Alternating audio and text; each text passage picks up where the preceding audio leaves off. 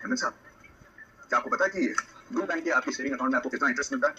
तो होगा 3-4-5 दे देंगे मेरे को और क्या। ना, 1 लाख से कम आपको मिलता है 5%, 1 लाख से 10 लाख तक आपको मिलते हैं 5.5% और 10 लाख से 25 लाख तक आपको मिलते हैं 6%। आपके स्टेटमेंट के हिसाब से 1 अप्रैल को आपके अकाउंट में था 95,650 रुपए। इसका डेली इंटरेस्ट होता है, डेली बैलेंस यानी कि 95,650 इंटू इंटरेस्ट रेट यानी कि 5% divided by number of days यानी कि 365 और ये हो गया 13.102729। अब LIC के थ्रू आपको 7 अप्रैल को मिले 45,000 रुपए यानी कि आपका बैलेंस हो गया 1,40,650।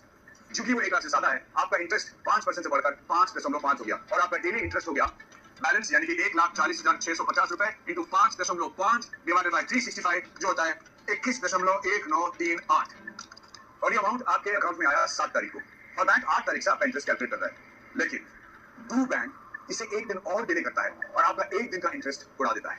अरे यार, ये अमाउंट आपके अकाउंट में आता है 3 महीने बाद और आपको पता तक नहीं चलता कि आपका इंटरेस्ट रेट कब 5% से 5.5% हो गया और यहाँ पर भी ब्लू बैंक चोल करता है। वो पुराने रेट में ही आपको 2 दिन तक इंटरेस्ट देता है।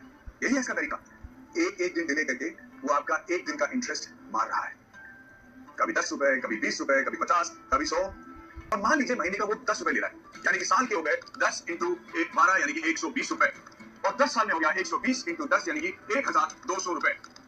ये अमाउंट बैंक आ जाता है तो क्या हुआ? कुछ भी नहीं। लेकिन ब्लू बैंक के पास 4 करोड़ अकाउंट हैं और मान लो कि ये सिर्फ 2 करोड़ अकाउंट के साथ ही करता है यानी कि 2 करोड़ इंटू 1,200 रुपए यानी कि 2,400 करोड़।